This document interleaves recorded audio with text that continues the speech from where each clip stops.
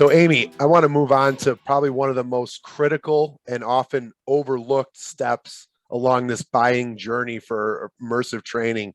And that involves making the case to senior management, decision makers, to have a full implementation, to really roll this out company wide.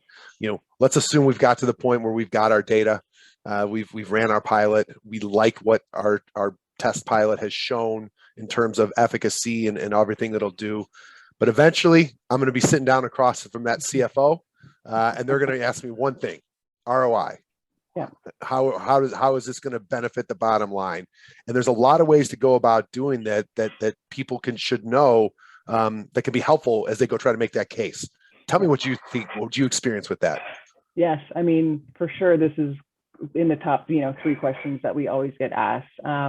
What's the cost investment that I need to make for the value I'm getting? What's the ROI? How can I help build that internal business case to get approval for budget? And so we actually are working with another partner of ours on the creation of an immersive training ROI calculator, for lack of a better term, call it.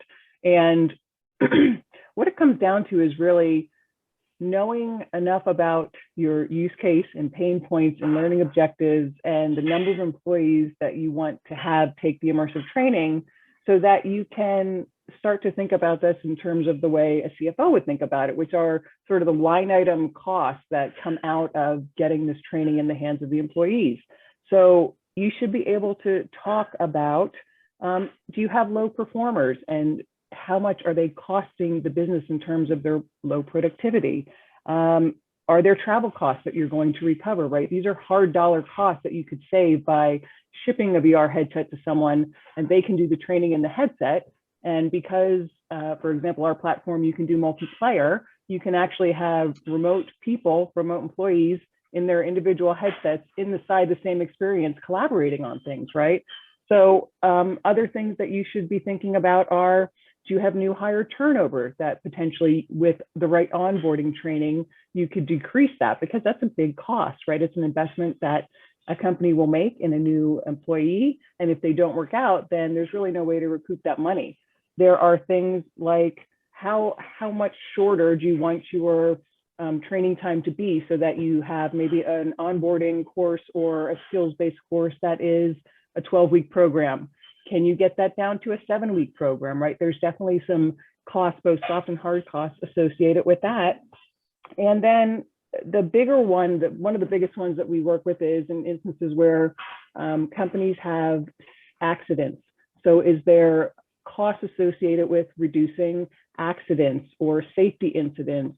A lot of times if you're in like a specific vertical and there is a problem that could have been corrected during training but wasn't, then you have to call maybe a regulatory body, or you have to have insurance involved, right? And so if you can avoid that, there's very specific costs associated with those types of things. They all should be, you should be thinking about it like that, from that perspective. Yeah, I love the way you think about it from the line items. Because what we've talked about when we've talked with clients, it's what is a CFO? How do you want to engage a CFO and on their terms, and what budget are you going after?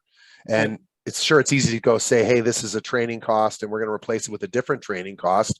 Tends to be an apples to apples swap, and cost effective production of VR content coming down. And getting better and better, but there is an outlay, there is an investment, and that can't be what you just rely on.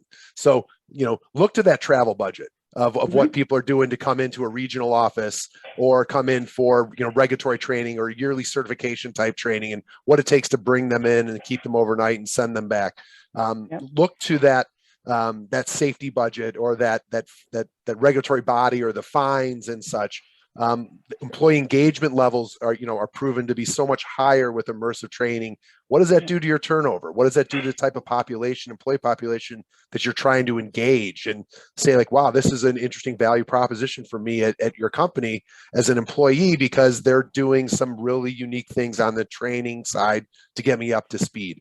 The repeatability, the chance to say like, hey, take this home and do it 20 times tonight and come back. And you're not just combined. That gets to your 12-week program down to 7-week program or such. Or what can people do ahead of time before they hit the manufacturing floor, just to be familiar with the culture. So we encourage people to think broadly around and take license around a lot of these different budgets that people have kind of just morphed into just general line items, but really can be picked at with a well-designed immersive training rollout.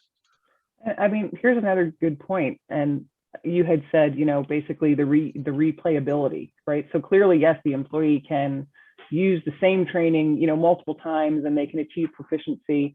But the other part of an overall ROI, maybe for an immersive training strategy for the company, would be that once you design that POC, at least from our perspective, we work with you to make sure that any assets that are part of that initial proof of concept can be reused in other trainings, right? And so that also is part of just the general engagement when you go from a trial to scaling it up.